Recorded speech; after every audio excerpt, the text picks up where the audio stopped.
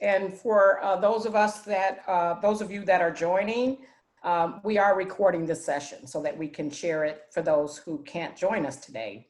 Our first question, your deepest area of interest, it looks like implications for system building and equity, along with community impact, are high areas of interest for those that are joining today, as well as different program models of the Early Head Start Childcare partnerships.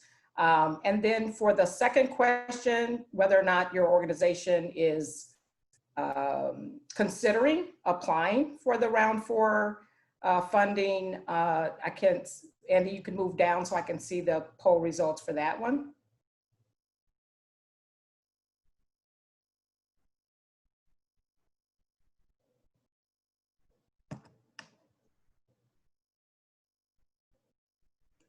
Which I am looking for the poll results. Hold on 1 second. There we go. So 20% today are saying yes, you're interested in applying, 26% no, and almost a little bit over half not interested or not sure about applying. So thank you all for completing those poll questions, and as others join, they will be able to complete that as well. We might be able to pop it in the chat, but the chat will not be active, just FYI, through the entire webinar. However, the question and answer will be open, so you will be welcome to put your questions in that particular box. I'd like to just welcome you all to the webinar this afternoon, A Path to High Quality Childcare Through Partnerships. And this webinar is based on a series of 8 articles that were written to share areas of expertise and implementation of the Educare, of Early Head Start Childcare partnerships on the ground. So I'd like to go back to, I think there's a slide to welcome and introductions as well. My name is Cynthia Jackson. I'm the Executive Director of the Educare Learning Network, and today co-facilitating the webinar with me is Kristin Bernhard, the Senior Vice President of Policy and Advocacy at the Ounce of Prevention Fund. Our panelists this afternoon, Gladys Montes, Vice President, United Way Center for Excellence in Early Education, and the Executive Director of Educare Miami-Dade. Lydia Reaves, Director of Childcare Partnerships at Nextdoor, Educare Milwaukee.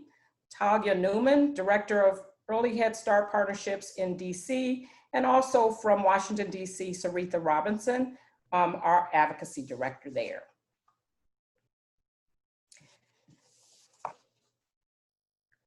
The purpose today of our webinar is really to, again, amplify our findings from the 8 series papers that we have done on the Early Head Start Childcare Partnerships. And our panelists today will be sharing examples of how the partnerships have actually supported family childcare homes and centers during COVID-19, the pandemic, to really be responsive and deliver comprehensive services to children and families and help sustain childcare businesses on a path to recovery. And also, as we share, what we've learning, the service delivery strategies, resource challenges that we've experienced, opportunities, and the impacts that we've been able to have, we will also be raising up policy recommendations with a focus on equity, and also informed once again by our lessons learned from the partnerships. As strategies to address long-standing system challenges to ensure childcare is accessible, affordable, and of course of high quality. During the webinar today, just for an overview, we will be doing some level setting on the partnerships, what they look like, how they're constructed, stories from our Educare schools, some of the Educare schools and their partnerships, bold policy visions grounded in the partnerships, a call to action, a question and answer, again, which will be done electronically, and then a closing. Gladys will talk about the general network specific level setting on partnerships. Gladys, Lydia, and Talia will provide stories from Miami, Milwaukee, and Washington, D.C., their operating organizations and their partnerships, as well as, once again, as I mentioned before, the bold policy visions grounded in the partnership experiences.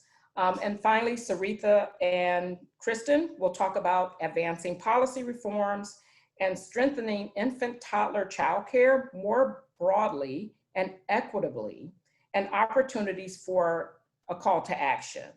And then again, we'll end with your questions. Gladys will take the next few minutes to talk about what early Head Start childcare partnerships are, what they offer, and how they work, as well as give a brief overview of the variety of the early Head Start childcare partnership programs across the Educare Learning Network. So Gladys.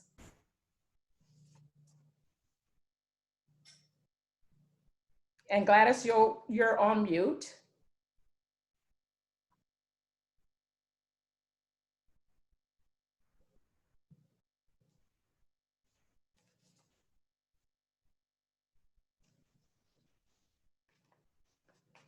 Give us a second.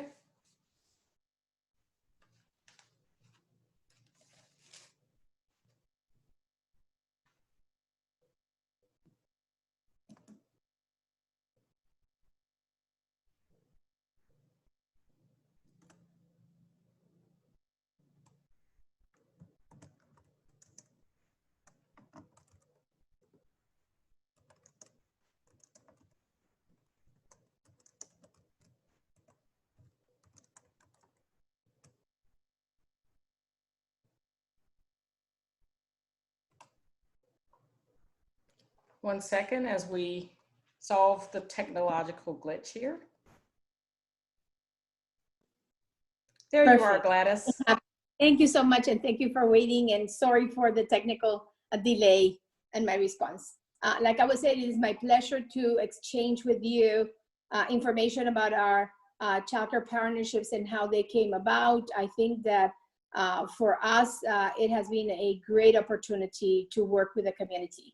The Partnerships was a program that was created by the Office of Head Start and on 2014, and it allowed us for the first time to work with small programs in our community so they could gain from the benefits that we all know that Head Start could be for our programs. And before this, Head Start had worked with family childcare homes, but in reality now we had permission to go ahead and go into partnerships with many of the players in the early care and education field in our community and build these great partnerships. One of the things that that we were charged to, it was the delivery of high quality services, and that is one of the pools or one of the goals that we've had during the time that we have been servicing under the Early Head Start Childcare Partnership. The other thing that we were going to do is that we are going to enter into collaboration with centers that normally would not be part of the community of Head Start. And we bring them into the fold and create these great collaborations, ensuring that we are layering the funding that Head Start was giving us with childcare subsidies. So what does that mean is that some of the funding that you're going to be utilizing is the funding that is coming to programs based on the subsidy in the community where you are. And when the grant was written, 25% of the families that were part of your program needed to have childcare subsidy. You know, as we know, there are many different situations in different communities, and so for some it's easier than others to go ahead and engage in that kind of relationship. Then we started talking with our partners about the gift that we bring of professional development and how we were looking at the staff that they all had and how we were going to assist them in the growth of the staff and how the staff was going to become an integral part of this collaboration and all of the support that we were going to be able to give them based on the funding that we receive. I think one of the areas that the program really appreciates is the comprehensive services. Most of the programs in our communities cannot afford to provide to their families comprehensive services. And when we talk about comprehensive services, we're talking about mental health intervention, nutrition intervention, intervention that is focused on disabilities, identifying and then supporting and doing follow-up with our families, and making sure that all of our children are tended and they will cover all of the needs that they have.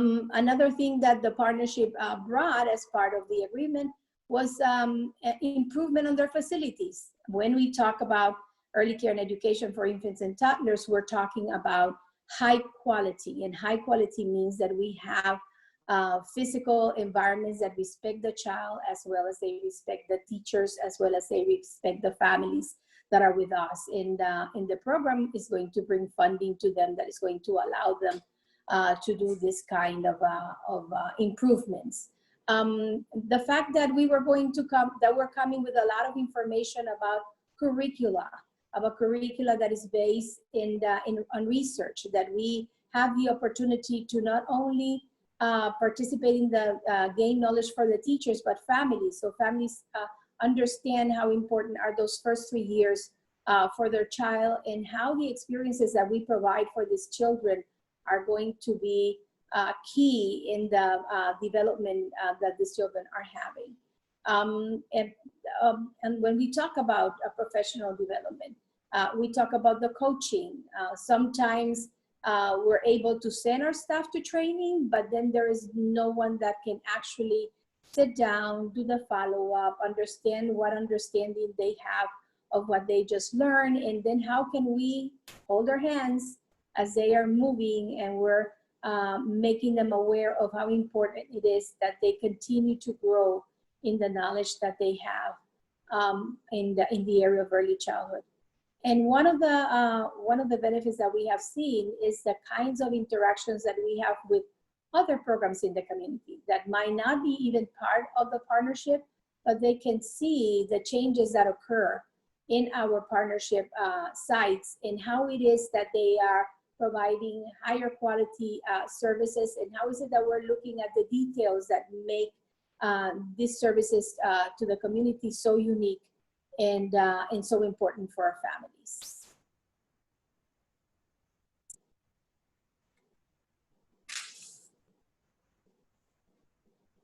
In addition to what we're doing is all of the information that we're bringing to our community about research. What is it that we are providing others so they can move and they can do with the results of what we are doing with the programs that we're partnering with. We have to be become very wise on how to utilize the funding that is going to help us achieve the goals that we have, so we can provide that full day, full year program. And it's very important to point out that the numbers of hours that the Early Head Start Childcare Partnership is requiring us to provide becomes a long day. So we're talking about 10 hours a day, which is really the amount of hours that a working family is going to be away from their children. So we're really meeting the needs of that community by providing services that are going to be year-round, and that they are going to be there for long hours of the day, based on what we know is the most important, based on the basics of infant and toddler care, continuity of care, and primary caregiving. Great, Gladys. Thank you so much for the level setting for us on that. And so we want to now move into some stories from our Educare Early Head Start Child Care Partnership programs in Miami, Milwaukee, and Washington, D.C., to really give you a snapshot today of how each of these partnerships operated when our programs closed during the most stringent shelter at home phase of the pandemic. And that is what the 8 series articles are really centered around. Our panelists today will be sharing, again, their challenges that they faced and how they addressed them, how we are supporting each other as we are reopening, and how we are really informing and trying to advance needed policies and investments to rebuild the early childhood care and education systems, that those systems would be much more equitable, sustainable, and of higher quality to meet the ever more complex needs of families with young children, particularly in this phase of what we might call the new normal. So I'm going to turn it back over to Gladys to share your specific stories during this COVID-19 pandemic. Hi again. So let's talk a little bit about Educare Miami. I'm going to give you a little bit of an overview of who we were before the pandemic and how we faced the challenge of the COVID-19 pandemic. Our center right now, our partners are servicing together 520 children. We applied for the first grant and got 320, and later at the second grant, we increased the numbers of families by 200. That put us on the 520. We have 21 partners in our in our network. This is, I think, very important because in our partnership, we were able to include many different options of care. We have family childcare homes, we have small childcare programs, we are in 3 sites in the public schools, and we provide services for children that are living in a shelter. And I'm telling all of these so we can set the stage of what happens on March 13. March 13, we were asked to close our doors due to the spread of the coronavirus, and that was really an incredible day for all. We did not know what was it that was going to happen. I don't think that we had an idea of what it was going to mean to our program if we look, if we look in hindsight. And immediately the team got together to think, so what are we doing? What's happening to the families? How are we going to continue to support each other? How are we going to continue to support our children?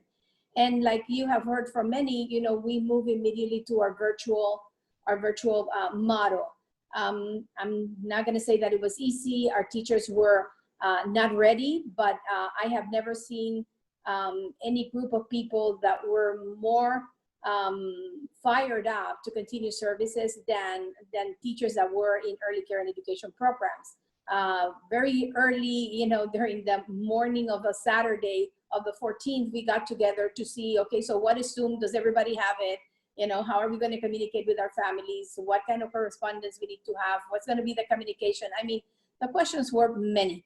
And sadly, that Monday, we started receiving notes from our directors in our program of families that were telling them, I got fired on Friday. And immediately we had to face the challenge of families that now are not receiving any pay.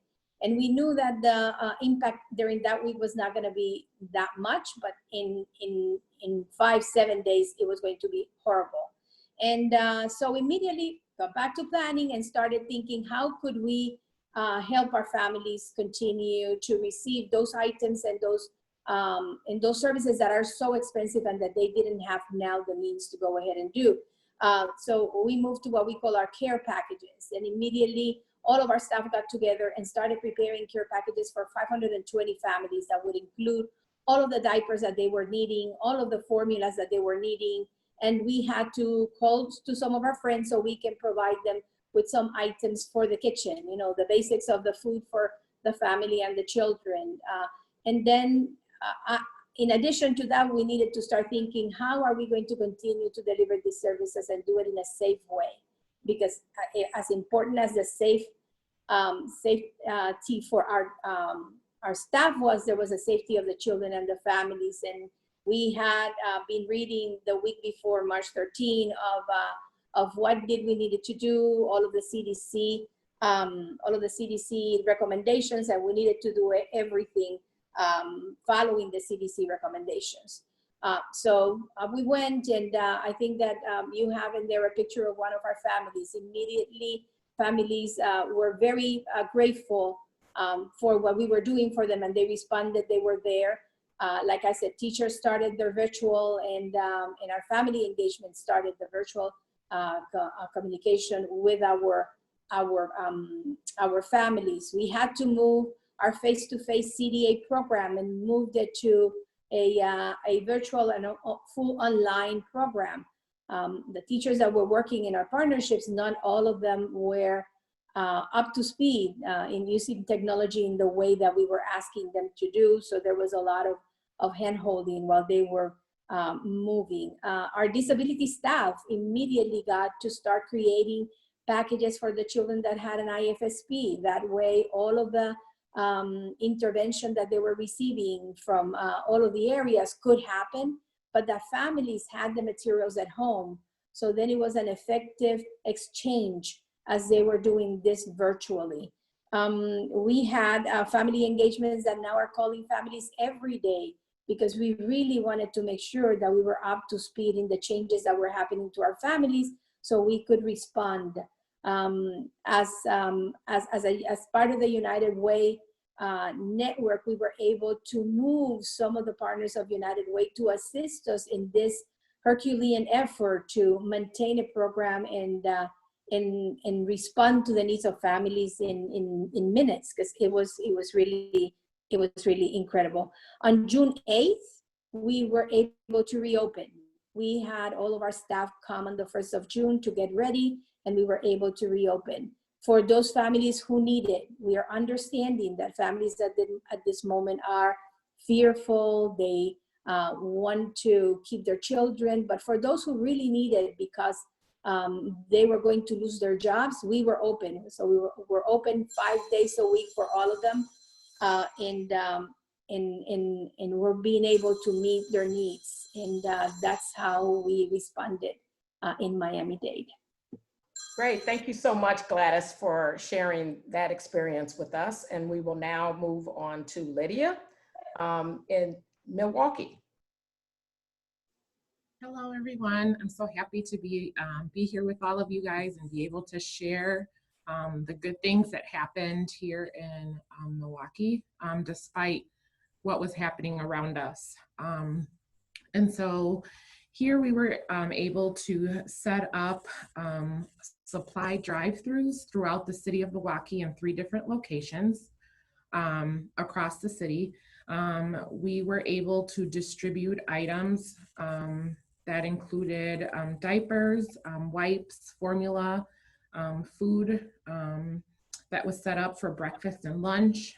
We were able to distribute books, and we provided educational packets. And these distributions took place on a weekly basis.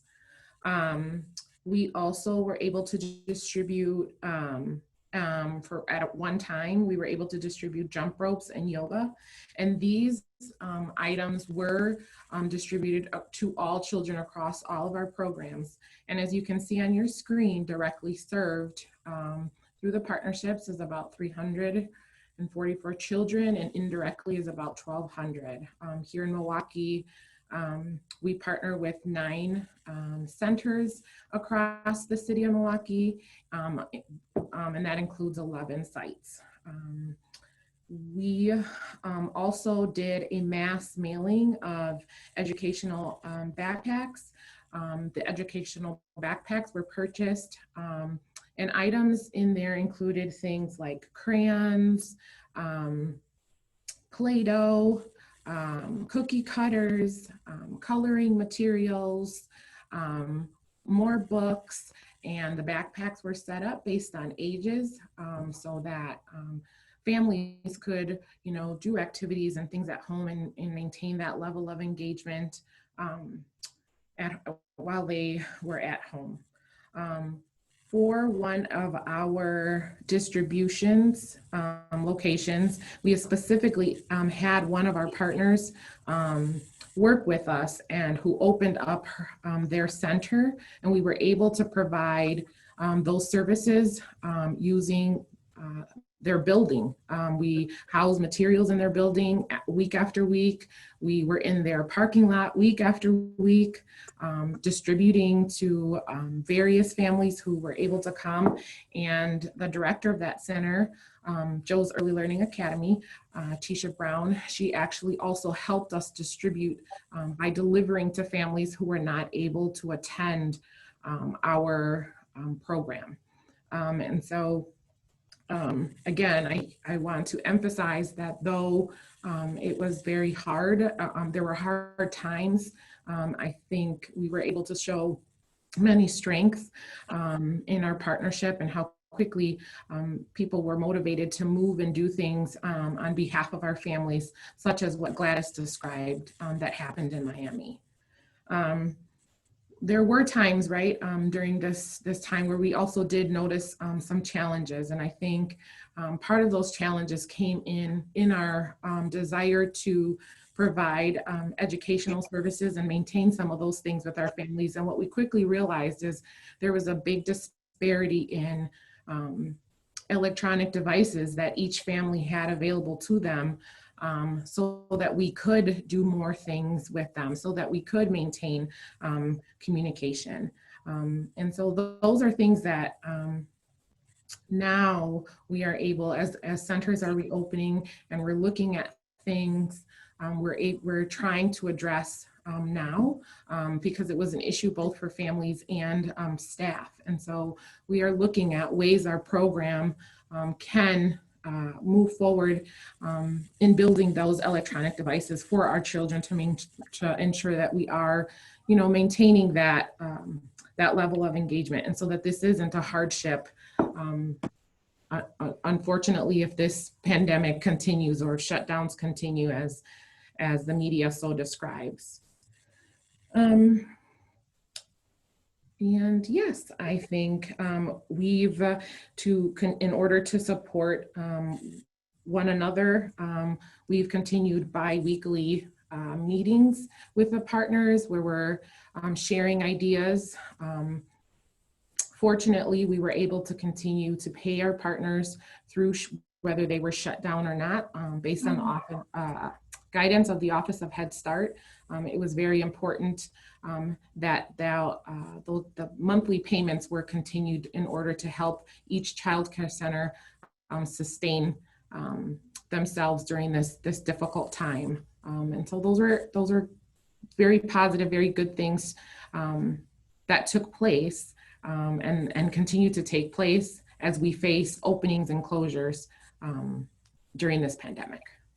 Great. Thank you so much, Lydia, for highlighting the inequities that exist with technology for both the families that we partner with as well as our own staff, right? And I think that just, illumination of that brings attention to what we need to do, whether or not we're in a pandemic or it's normal, right? Like, what is the new normal going to be? We have to account for that technology gap that exists across the communities in which we are working. And I really want to just re-emphasize what you've already said. I mean, thank you to the Office of Head Start for continuing the funding so that staff could remain employed and that families could continue to receive services. So that is a critical piece that we also want to highlight. So thank you for, again, highlighting that, Lydia. And now we will turn it over to our Washington, D.C. colleague, Talia. Good afternoon, everyone. It's Talia Newman. I'm the Director of Early Head Start Partnerships at Educare, Washington, D.C.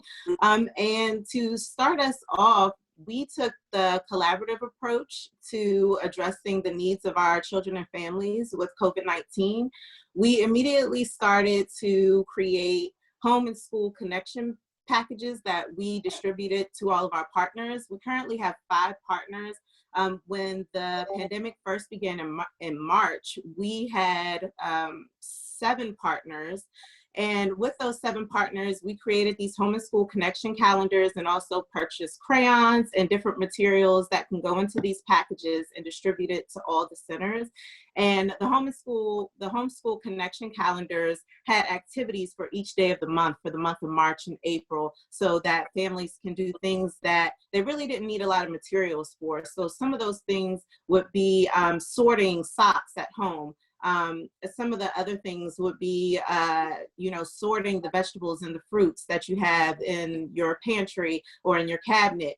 So those were some of the things that we did as far as educational engagement.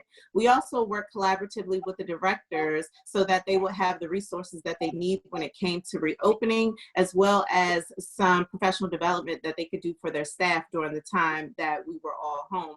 So our comprehensive service team worked diligently and ensured that we would use Zoom so that the staff could participate in nutrition trainings and food allergy trainings during the time of COVID. We also had our coaches to work closely with the teachers to monitor for streaming, if they had any questions about streaming for families, as well as providing professional development to the teachers during this time.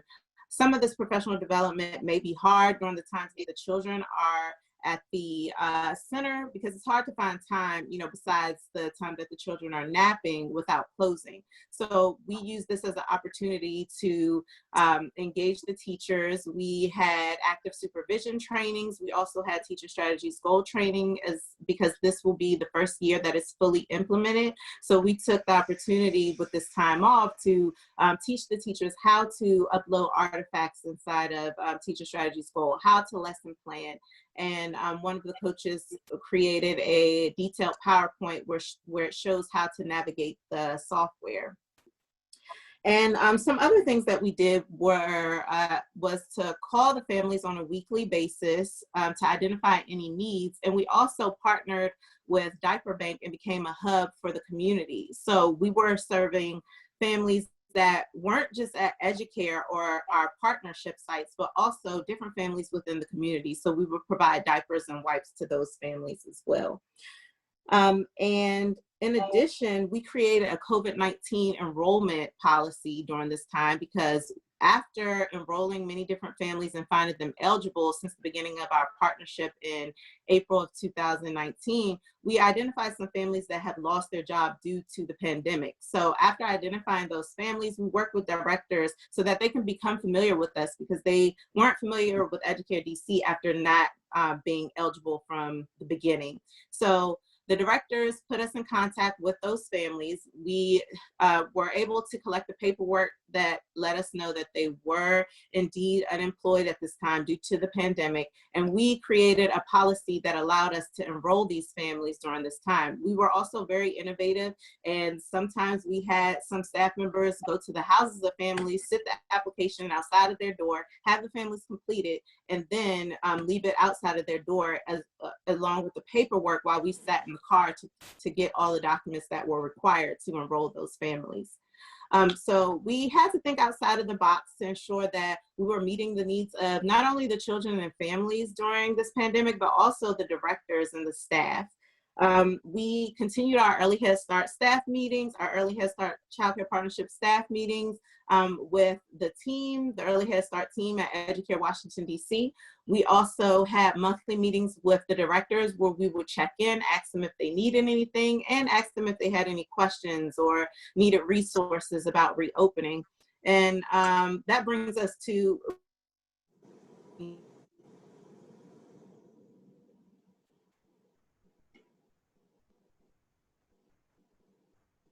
partner with them.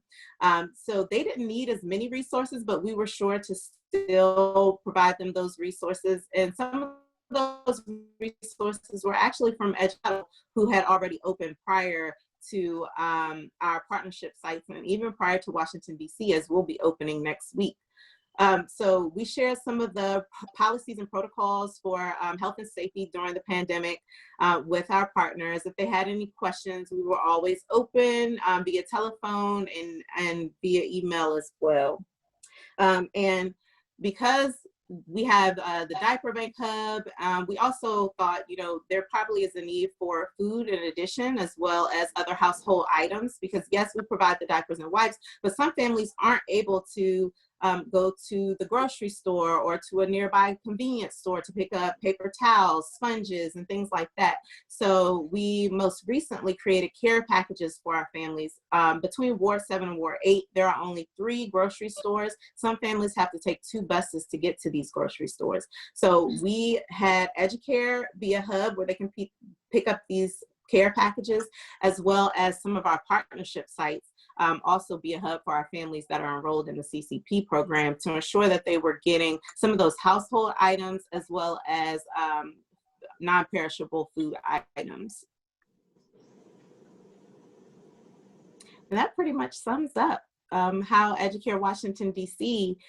Served families and worked collaboratively during this time of the pandemic. Great, Talia. You know, Talia. Talia, I'm sorry. I was going to correct myself, and I even wrote it phonetically and then still messed it up a little bit. But Talia, thank you for, you know, describing the work from a hub perspective and all of the community linkages that you all were making to distribute, you know, the necessary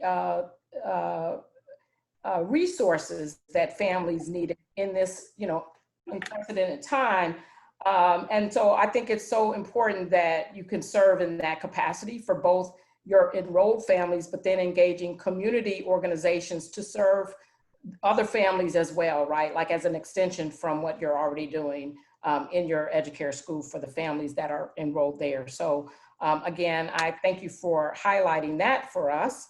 And I also want to call your attention, those of you all who have joined us this afternoon, to, you know, if you haven't had an opportunity to read the series on the Early Head Start Childcare Partnerships response to COVID-19 during this pandemic, you can, you know, find it at the link at the bottom, or not the link, but at the website listed at the bottom of this particular slide, educareschools.org, Early Head Start Childcare Partnership Series. So again, we want to make that available to you all as well.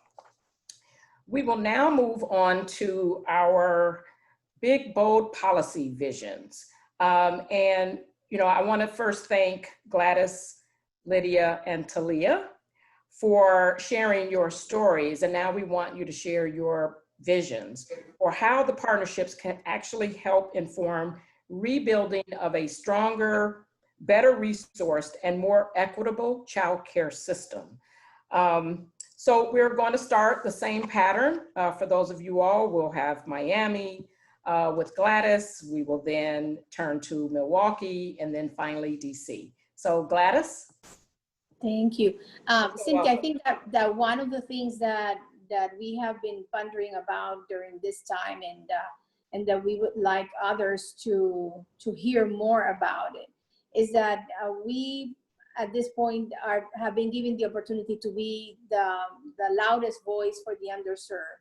And the loudest voice is about our families and the needs that our families have, the inequity that exists in our communities, the lack of resources that most of them suffer from, the lack of connection to resources, because sometimes the resources are there, but our families are unable to access them. So for us, what we're doing is just, we're saying it to anybody that asks about what is it that the partnership has taught us. And it is about how the disparity that exists in our programs about resources and how we need to make sure that it is not, and we're not only talking about partnership program, we're talking about the early care and education community as a whole, is that we need to take a look at it.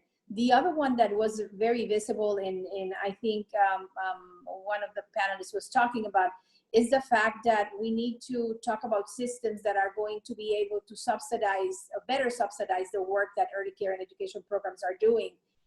During this time when there was a closing and then we opened and teachers got sick and then you close back again. I mean, we have been in this sort of situation. I think that it was very important for the programs to be able to receive their full reimbursement because they were able to maintain the staff. That was something that was totally another thing for staff to worry about, because they knew that we were responding to the needs of the families, and at the same time we were responding to their own needs, and that was very important. So I think if there's two things that I want to make sure that we talk about, is that we continue to talk about those underserved, because we're not going to grow as a nation if we don't have a strong system of care. I think that it's been shown by this pandemic that if all centers shut down, then how are people going to go back to work, and how the work is going to continue to happen? So one really loud message is the importance that early care and education has, and how important it is that we have the backup from other funding sources, so we can continue to do the work, and that the economy is going to collapse if we are not being able to provide services to our children. Great, thank you, Gladys. And we will move on to Lydia. Your big, bold policy vision. What do you want to raise up here today for us? I will piggyback off of what Gladys was saying. I really believe moving towards really showing that the magnitude and the impact that the early child care world has on our nation. I think it should be highlighted. I think the work that all the staff, specifically our frontline workers, our teachers, our family advocates, who are working to pull our families up to provide these services to them, needs to be a part of every policy, every procedure, every decision that is made, right? And so I think during this time, it has been highlighted their importance, but what do we do from this point? Where do we go from this point? And how do we ensure that while we are supporting children and families, that the people that are doing the work are also being provided, being supported, and ensuring that they are also okay. Great, thank you, Lydia. And finally, our DC team, Talia and Syritha. Yeah, and I'll kick us off here. I think for both myself and Talia, one of the big, bold visions we kind of talked through is really this concept that is key to the partnerships, and it's really comprehensive services for families. So everything from things to support health, basic necessities, intensive family engagement that provides families with everything from connections to employment, housing, utilities, and a variety of other resources. Right now, we know these resources are targeted at low-income communities as part of the partnerships, but as a result of the pandemic, we've seen a number of families that we know are at the cusp of just being insecure in some way, whether it be with their food, their housing, medical costs. And so as a result, I think this network of resources is just always needed, especially during a time like this. So for states to be able to build something like this is basically helping build a path towards success for families. And more broadly speaking, something that's been brought up over and over is like how these services have both impacted both those in the programs, but also broader communities. I'll stop there if Talia has something to add. Great. I would just add that we also should think of policy vision as far as having the directors be able to sustain their program during times of COVID-19 or any pandemic. So having the funds to do so. Not all programs within DC, OSSI has supported the programs with providing subsidy funding, but I know throughout all states that wasn't the case. And also having the support to complete the paycheck program, the Paycheck Protection Program. That was something that Educare Washington, D.C. was able to support the directors with. 2 out of the 5 that we have now received the PPP loans, but a PPP loan as well as, the subsidy that they put an expiration date on. They said at first it was July, but they extended it, thankfully, to September. But just making sure that the directors have the funds to sustain their program over time. Great. And now, let's see. We will move to our call to action, and I'm going to turn it over to Kristin, I believe. And I think Syritha is actually going to close us out, hearing directly. Recommendations. That's right. That's what I was saying. Move the slide forward. Sorry, Kristin.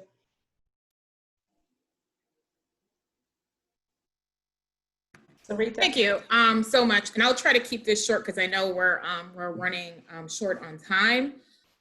So as we've talked about today, I think the partnerships really have, taught us a lot of lessons about how we can build a stronger early learning system. So first and foremost, I'm going to talk through a few policy recommendations and then a few opportunities to get involved, right now.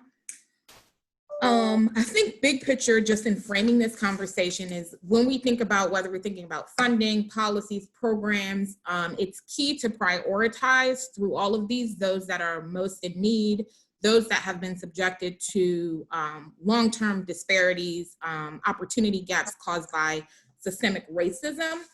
I think the other point, which a lot of us on the call know, is that when we help children and families through high quality care and education, we are promoting both educational success and economic stability for families and supporting our country's economy. However, we can't do this work if we are not supporting those providing the services. So multiple times today, it's come up around the importance of both supporting both providers, but also what about teachers and staff as well? So supporting both of those. My first set of recommendations is really around thinking about programs. How do we stabilize childcare programs? How do we provide predictable funding streams for them? We've started to talk through some of these recommendations, but some of the things we know that can be done, and we've learned through the partnerships, but also through COVID and states having to shift policy, is things like if we support providers by paying them based on enrollment or based on contracts and not attendance, it provides long-term, more stable funding for providers. If we do things like waiving co-pays for parents, especially those that are going through hard times, and then through that, basically, providers will be able to receive consistent funding streams. Also, families are supported during tough times like now. Another key lesson I think we've learned, and Talia pointed this out, is really around when thinking about providers and the need for support with both business operations and finance and technical assistance. So at Educare DC, we were able to connect providers to the Paycheck Protection Program. We were able to get them technical assistance. We need networks like this for providers, given just the complicated, numerous funding streams that are part of early learning, grading those funding streams, and given the fact that providers operate on thin margins. My second set of recommendations is really focused around families, which is an important key piece of this conversation. And how do you both stabilize families? How do you provide support, long-term supports for families, and also providing continuity of care for children? So everything from maintaining childcare subsidy eligibility for enrolled families, regardless of their job status. I know Educare DC made a shift in their policies, but the importance of being able to do this for as long as possible. We saw this when CCDBG was reauthorized and policies were changed, but we need to continue to shift those policies to provide even more time. Another piece of this is also, and I'll end, I guess, on this, is really something that we've talked about briefly, we hinted on, but the other piece is really thinking through students with disabilities.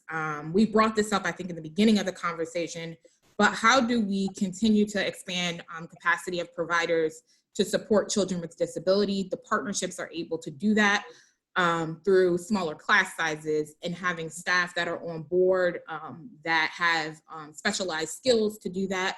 But we've seen through the pandemic, prior to it and before, how oftentimes these students are not receiving what they need, and they're subjected, and basically it's widening the opportunity gap. last but not least, I think these policy opportunities, and there's a bunch more that you can look at if you go to the to our policy recommendations, but these are just long-term pushes. I wish we could change them today, but that's not possible.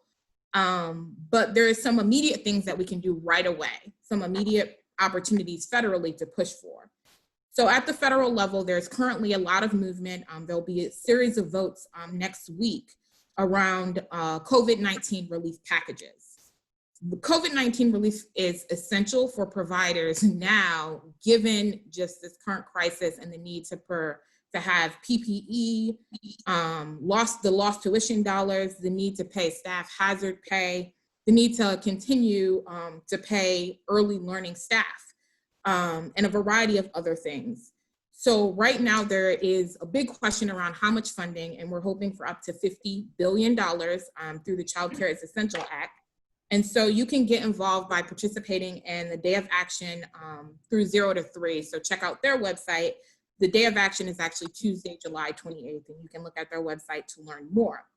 I think as we think about future opportunities, there's tons of things as we approach future appropriations at the federal level.